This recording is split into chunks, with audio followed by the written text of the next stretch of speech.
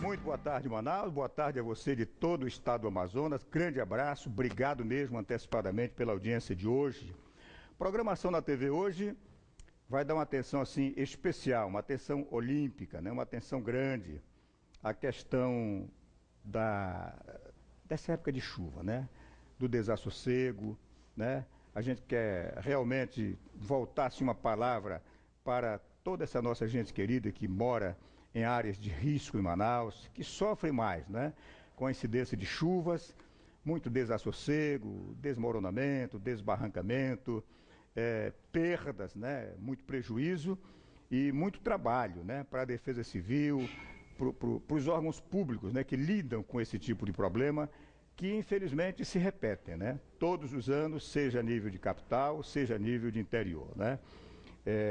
Manaus e o estado como um todo ainda precisam de ações assim preventivas mais efetivas, né?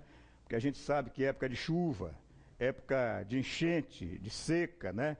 São, na verdade, fenômenos cíclicos, né? Da natureza que acontece todos os anos na mesma época, né? A gente só sabe quase na hora, graças aos instrumentos, né, de medição do tempo, se a enchente vai ser um pouco maior, ou se a seca vai ser menor, se a incidência de chuva vai ser maior, né? Então, na verdade, a gente precisa, né? Manaus e o nosso estado precisam, né, adotar políticas preventivas aí para o futuro e que esse futuro não seja tão longe, tá certo? Mas hoje vamos abordar esse tema. Eu tenho como convidado, e já estarão comigo e com você também, a representação da Defesa Civil de Manaus. Tá? Está aqui o engenheiro Cláudio Belém, que é uma figura atuante, né, na área da Defesa Civil. Tem todos os dados, informações para mostrar para a gente, para falar, né, para você de casa, sobre as ações da Defesa Civil de Manaus a nível de capital, né, e o município de Manaus como um todo, tá bem? E temos aí imagens, daqui a pouquinho a gente vai, durante a entrevista, né, rolando aí as imagens, inclusive das ações da própria Defesa Civil. Então, vai ser uma palavra assim, abalizada, sobre como está atuando a Defesa Civil no trabalho de atendimento a essas áreas de risco e a tantas famílias que se encontram em situação difícil, e a expectativa é que venha mais chuva, né, e até um pouco mais do que já caiu, e para isso a gente vai receber também, daqui a pouquinho, o meteorologista do Sistema de Proteção da Amazônia, né? O engenheiro Renato Sena. Já está conosco, uma figura também, né, profunda conhecedora, e vai passar todas as informações.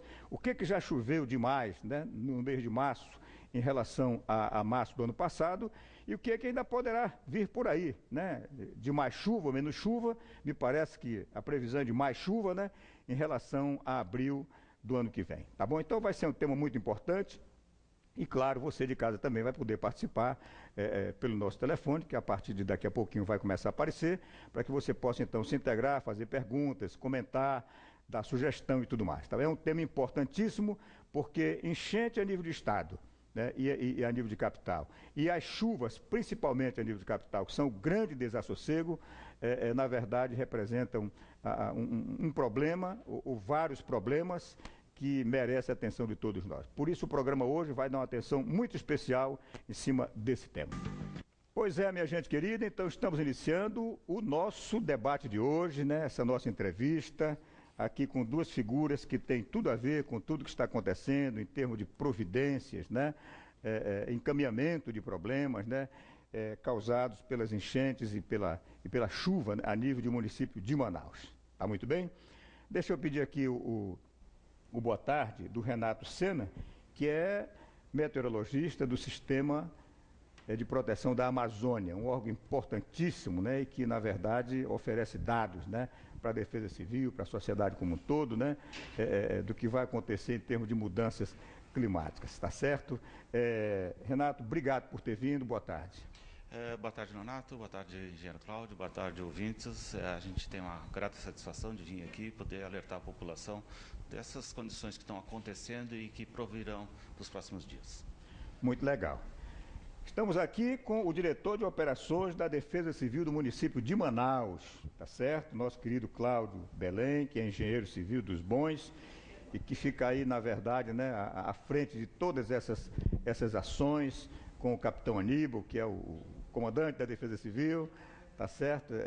O Aníbal está acompanhando o prefeito numa missão, numa área rural, né, aqui ao redor de Manaus, e nós estamos recebendo com muito prazer o Cláudio Belém.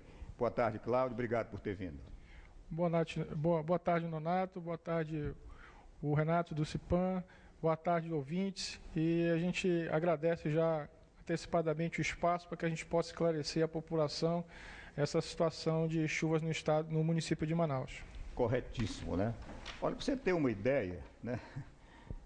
Eu peguei aqui um release que é a nossa querida Laila, né? Que é assessora de comunicação do CIPAM, que nos atendeu tão bem. Obrigado, Laila, está aqui nos bastidores, tá certo? Que diz aqui o seguinte, né? Em março, as chuvas em Manaus ultrapassaram o padrão climatológico previsto para o mês entre 240 milímetros e 300 milímetros, tá certo? O volume de precipitação acumulado no mês, né, no mês de março, chegou em 450,6 milímetros, tá certo? Estação automática do IMET, classificando o mês como muito chuvoso. A menor temperatura registrada em março foi de 22 graus. Houve registro de rajadas de ventos de 46 km/h, né?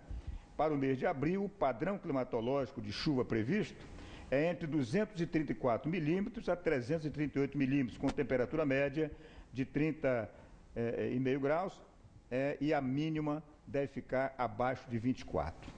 Muito bem. Então, eu quero começar aqui pelo nosso querido Renato Sena. Renato, esse ano, né, março deste ano, choveu mais do que março do ano passado? Olha, Nonato, não só em relação a março do ano passado, como em relação a uma que a gente chama de média climatológica, tá? Ou normal. A gente faz um estudo do que aconteceu nos últimos 30 anos, e aí isso estabelece o padrão climatológico para a região e para o município. Então, na realidade, o mês de março foi considerado um mês muito chuvoso, não só para Manaus, como grande parte da bacia dos Solimões, Rios Madeiras, Purus, Juruás, todos esses rios tiveram chuvas muito intensas durante o mês de março. Então, na verdade, não é só uma comparação com o ano anterior, mas com um período de mais longo tempo. Então, esse mês de março de 2014 foi muito chuvoso, realmente. Correto. Agora, aqui, em cima desse dado, né, vamos ver aqui o que a Defesa Civil encontrou pela frente de mais dificultoso, né, em relação a março do ano passado. Você me falava, Cláudio, que este ano, mês de março, em relação a março do ano passado, as ocorrências, né, dobraram de 365 para 765. Isso é um número assim espantoso, né? Nonato, afirmativo. O mês de março de 2013 foram 365 ocorrências registradas no nosso 199. E nesse ano de 2014, só em março, foi 765 ocorrências. Então, quer dizer, dobrou a situação das ocorrências devido a ter aumentado a quantidade de chuva que caiu no mês de março. Correto. Agora, Cláudio, nós estamos vendo aí imagens, né, de árvores caídas, né, dificuldade, ruas alagadas, né? Isso aí é um perigo, né? A famosa aquaplanagem, né? Que tira o carro do chão, qualquer freadinha, né? Aí as casas desmoronadas, né? Os telhados caindo, situação realmente muito difícil, né? São imagens que vocês estão vendo e conferindo aí. Cláudio, e como é que está atuando a Defesa Civil de Manaus em relação a esses transtornos todos, essa quantidade imensa de ocorrência? Nonato, para tentar minimizar essa situação junto à população, logicamente a gente conta com a parceria do CIPAM, que nos passa a situação dos alertas de chuva, para que em cima disso, com o nosso plano de contingência, a gente possa distribuir nossos agentes de defesa civil próximo dessas áreas, que poderão acontecer ou alagação ou deslizamento, para que a gente tenha um tempo de resposta mais imediato à população. Correto. Quais os tipos, Cláudio, assim, de ocorrências mais graves que vocês têm se defrontado assim e têm dado atenção nesse período de tanta chuva sobre Manaus? Nonato, a preocupação maior são os deslizamentos, porque nesse período de chuva o solo fica saturado, muitas das vezes com a intervenção antrópica do homem na área, ocorre deslizamentos e muitas das vezes, coisas que a gente torce para que não aconteça, acontece óbitos nessa situação. Já tivemos, em média, verificação de quantos óbitos nessa situação, de tanta chuva em Manaus, Cláudio? Nesse mês de março, nós tivemos 2 óbitos. Tivemos um óbito devido a uma situação de uma execução de uma obra irregular na Zona Norte e tivemos um deslizamento de uma casa com morte de uma criança, né, agora no Petrópolis. Então, essas foram as 2 ocorrências que aconteceram grave aqui no mês de março. Correto. Daqui a pouquinho nós temos... das solicitações assim maiores, né, que a Defesa Civil recebe, são essa questão de construção de pontezinhas, né, para facilitar a passagem das pessoas nessas áreas de baixadões, né?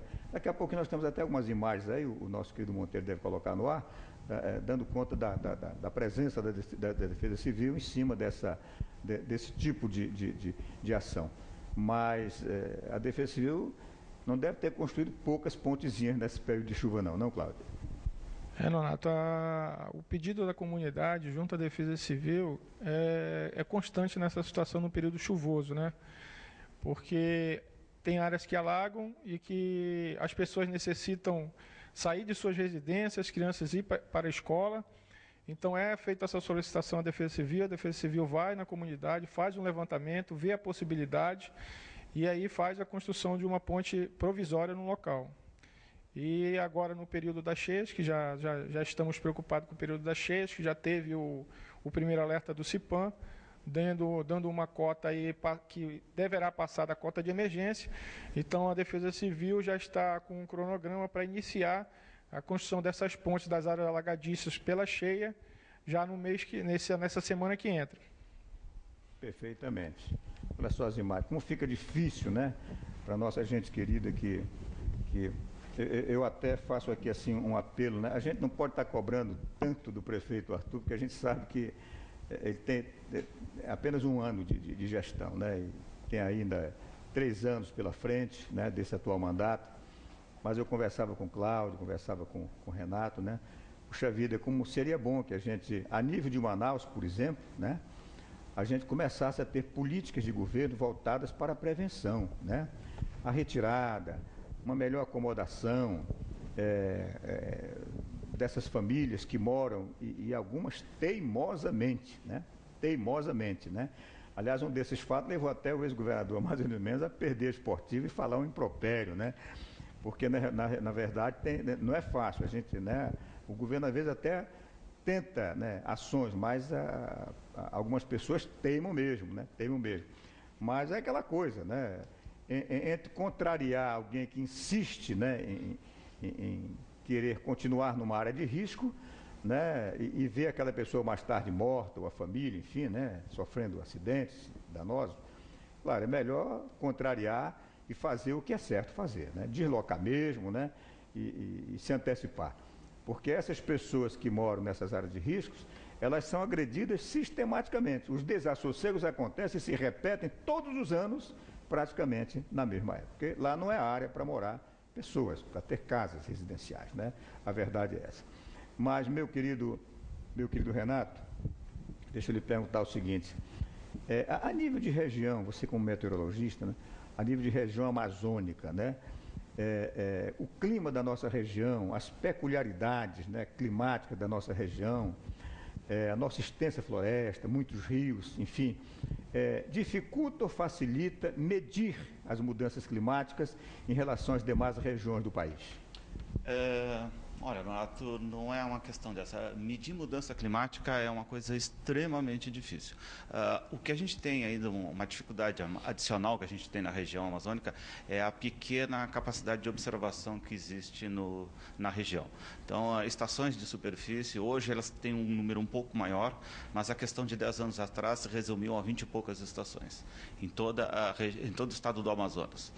E elas foram reduzidas paulatinamente, chegamos a ter um número de apenas 16 estações medindo os parâmetros meteorológicos Olha no essa estado. imagem, que absurdo, hein, Renato? É verdade. As motos quase que engolem. Olha, o caminhão pela metade. Não sei como é que esse caminhão não deu prego ali no meio da água. Essa é uma característica dessa época do ano, as chuvas de longa duração, que fazem com que essas áreas de alagamento sejam muito extensas, os volumes de água sejam muito consideráveis, a chuva se estende durante horas do dia e causa esse transtorno enorme à população. Correto. Hoje, Renato, a meteorologia ela enfrenta mais dificuldade para as suas previsões, né, em tempo mais hábil do que há anos atrás? Não, felizmente não. A gente tem caminhado numa evolução constante.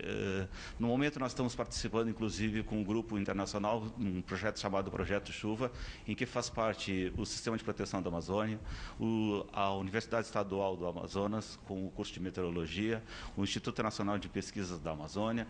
Então está tendo um experimento, foi colocado um radar meteorológico adicional em Manacapuru. A gente tem trabalhado em parceria com instituições internacionais e já estamos levando ao ar uma página que vai trabalhar com essas informações em tempo real, para facilitar as ações da Defesa Civil. A gente não pretende simplesmente colocar na página, não excluir a nossa tarefa, mas ter uma ferramenta adicional para que as autoridades que têm a sua competência consigam realizar seu trabalho de uma forma mais eficaz. Muito bem. Então, olha, a partir de agora, se você quiser dar uma ligadinha, eu estou sem a minha retaguarda de produção lá dentro, mas o meu querido Júlio, né? Nosso diretor de operações, meu amigo querido, está aí para, se você quiser dar uma ligadinha e fazer uma pergunta, um comentário, por favor, esteja à vontade a partir desse momento. Tá muito bem? Cláudio, deixa eu lhe perguntar o seguinte, Cláudio. Como é que funciona? A Defesa Civil é acionada, né, para uma situação de dificuldade, que esteja passando algumas famílias numa área de risco e tal, direitinho. Chega lá e encontra casas desmoronadas, casas alagadas, né, perda de geladeira, de fogão, de televisor, sofá, móveis, né, e utensílios de um modo geral. Né? Como é que lida a Defesa Civil na busca de uma solução e de um socorro, né, para essas famílias? Às vezes, famílias desabrigadas, precisam de uma casa imediata, uma alternativa de moradia, porque apareceu na imagem há pouco, desbarrancou, a casa desabou, enfim, e a família ficou desalojada. Qual é a estratégia de ação da Defesa Civil do município de Manaus para encaminhar esses tipos de problemas que não são poucos e na verdade, são da maior diversidade? Nonato, de acordo com a legislação 12.608, a Defesa Civil é responsável pelo monitoramento das áreas de risco e também do mapeamento das áreas de risco. E a Defesa Civil Municipal ela já fez esse trabalho junto com o CPRM no final de 2012. Então, nós temos todas as áreas de risco da cidade de Manaus mapeadas.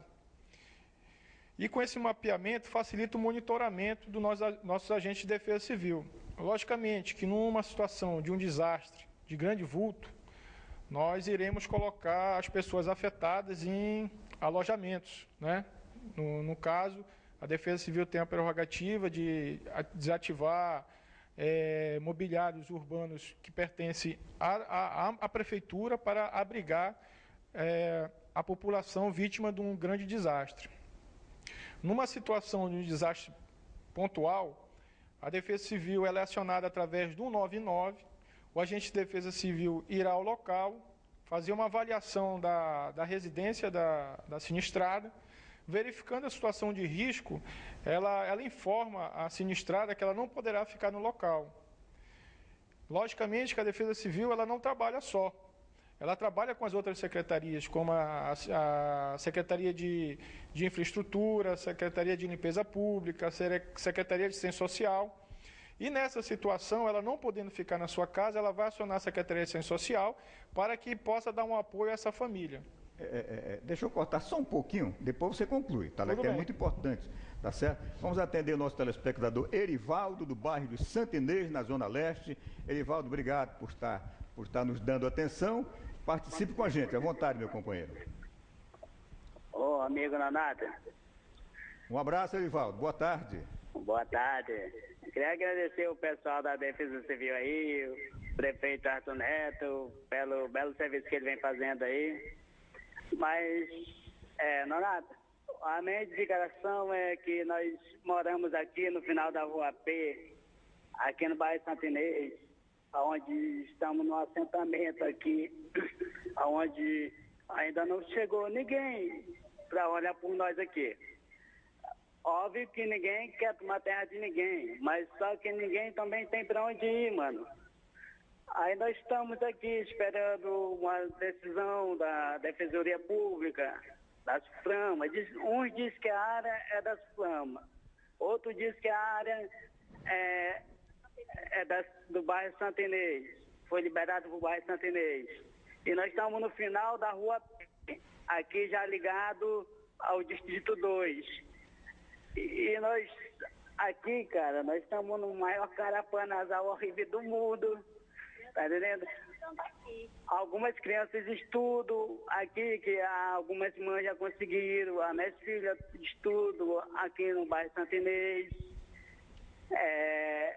Mas só que nós não temos o direito, as mães não têm o direito de levar os filhos na casinha de saúde, porque a casinha de saúde diz que nós somos invasores e nós não temos direito. E nós não moramos e nem tem cadastro no bairro Santa Inês. Erivaldo, deixa eu lhe falar, a situação de vocês aí é uma questão de área de invasão, né? Que vocês estão aguardando uma definição para ver se consegue moradias definitivas, não é isso? E vocês, claro, têm todo o direito e a gente espera que essas providências cheguem logo, né? É que o nosso tema aqui, na verdade, é enchente, desassossego em relação às chuvas, viu, Erivaldo? A gente entende a sua preocupação, mas a situação de você é realmente digna de atenção e o programa até se propõe a fazer uma matéria com vocês aí. Quando terminar o programa, antes de desligar, deixa o teu telefone, Erivaldo, que eu quero entrar em contato com você para fazer uma matéria com vocês aí, para levantar essa situação de vocês, tá legal? O tema agora aqui é sobre a área de risco em relação à enchente, tá certo? Temos mais uma telespectadora, né? A nossa querida Solange, do bairro Armando Mendes, aqui pertinho da gente. Boa tarde, Solange. Oi, boa tarde. Alô? Pois não, pode falar, Solange. Oi, escute, eu gostaria de falar com o senhor, porque quando chove aqui, fica um Rio Jordão imenso, e meu filho está doente, né? A gente cai nas pontes, aí se não for meu vizinho consertar a ponte, a gente fica entregas baratas, né? Queria que você viesse a reportagem aqui, fazer uma filmagem aqui, porque o pessoal só faz enganar a gente, olha. Agora na enchente que eu perdi minhas coisas, né? Então meu filho está doente. Eu gostaria de pedir uma ajuda de você aqui, uma reportagem aqui no bairro. Ô Solange, a Defesa Civil já esteve aí com vocês para ver essa situação? Vocês já acionaram a Defesa Civil? Dia 24, né? A moça ficou de me ligar porque meu celular roubaram, que aqui é um toma de celular danado. E por trás aí, que é essa tudo de plástico aqui, já me tomaram meu celular, tomaram de várias irmãs da igreja, tá horrível. Então, o que eu gostaria de pedir também, policiamento aqui nessa rua aqui, passa em frente, que lá não tem policiamento. Ô Solange, qual é a área do bairro Armando Mendes aí, certinho? Fica no Beco Itacolomi, por trás da Cutiplástico. Eu queria que você me ajudasse, por gentileza, porque a gente mora aqui, a gente entrega as baratas. Pois não, Solange, querida. Obrigado pela sua ligação, tá bem? A Solange está bronqueada que a Defesa Civil não apareceu por lá ainda, né? Você tem conhecimento desse tipo da ocorrência mencionada pela Solange, Cláudio? Não, nessa área aí do Beco Itacolomi, não, mas a gente já vai anotar aqui e já vamos mandar uma equipe lá para verificar essa situação, com certeza, Nonato. Perfeitamente. Viu, Solange? Aguarde aí, tá? Que que o Cláudio já vai providenciar para urgentemente chegar uma equipe da Defesa Civil aí no Beco Itacolombi para socorrer vocês. Está muito bem? Muito bem. Então, minha querida Solange, eu sei que você está sofrendo aí, meu amorzinho, tá? Não é fácil, a gente sabe disso. Também é muito atendimento para a Defesa Civil fazer, mas está aqui já o comprometimento, tá? Então, pessoal do Armando Mendes, Defesa Civil vai estar presente aí, quem sabe até hoje mesmo. Está muito bem? Mas eu lhe interrompi um pouquinho, claro, na questão das providências, de como vocês encaminham, né, os problemas que enfrentam quando chegam numa área difícil, como tantas que estão acontecendo em Manaus, né? Pois é, Nonato. Como eu havia falado anteriormente, a gente conta com a parceria das outras secretarias nesse momento. Pergunta, Cláudio, para lhe dar a oportunidade de falar em nome da Defesa Civil, porque é o tal negócio, porque também não adianta a Defesa Civil, qualquer órgão público chegar lá e só dar uma olhadinha, fazer anotações e de repente as providências não acontecer. Por isso que eu queria saber se efetivamente, né, o comportamento da Defesa Civil, que vai na linha de frente, que vê o problema, Defesa Civil, bombeiros e tal direitinho, e aí vem a questão do atendimento no aspecto social, né, que eu sei que não são com vocês, mas o encaminhamento cabe a vocês? Afirmativo, Nonato. Numa situação dessa, nós acionamos a SEMAD, no caso, que é a Secretaria de Assistência Social, para comparecer ao local e dar um apoio à família ali sinistrada naquele momento. Correto. Quer dizer que a primeira-dama, dona Gorete, tem sido bastante acionada na sua secretaria. Não é fácil, né? Com certeza, a primeira-dama... Mas a Secretaria Municipal de Ação Social tem marcado presença nessas situações? Tem marcado presença, tem auxiliado muito a Defesa Civil nessas situações, onde elas chegam e fazem a assistência junto à sinistrada. E, logicamente, como eu falei, as outras secretarias, como de limpeza pública e Secretaria de Obras, numa situação de demolição e limpeza da área para evitar qualquer outro transtorno, como alagação, com chuvas intensas, é feita na área para evitar qualquer transtorno. Legal. Primeira-dama, Gorete Garcia, continue dando força, que essa gente precisa muito da sua mão amiga. Muito bem? Nosso querido telespectador Jonas, do bairro de Alvorada. Boa tarde, Jonas. Participe com a gente, à vontade, companheiro.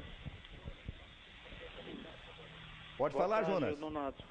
Eu quero parabenizar o programa, né, que é um assunto muito delicado que está acontecendo aqui em Manaus.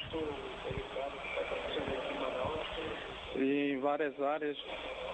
E aqui no bairro da Alvorada 2, entre a Rua 11 e a Rua 12, nós temos aqui um hip-rap, certo? E já foi acionado várias autoridades, já vieram, inclusive o pessoal da Defesa Civil já esteve aqui, né? E vem, olham, e até o momento não foi resolvido. Quando chove, né, quando tem essas chuvas fortes, transborda aqui o local.